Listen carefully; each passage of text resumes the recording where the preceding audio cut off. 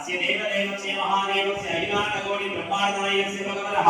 बालाम्बिका समेताय अमृतमन्त्रिके सर्वसारा यजमानस्य सदाभिषेक मङ्गलाभिषेककर्मणे प्रथम दिन प्रथमकाल विशेष पूजारंभकाले सर्वोपकरण शुद्ध्यर्थं शुद्ध्यतोक्ति पुण्यागवादं जर्त्यकरेङ्गे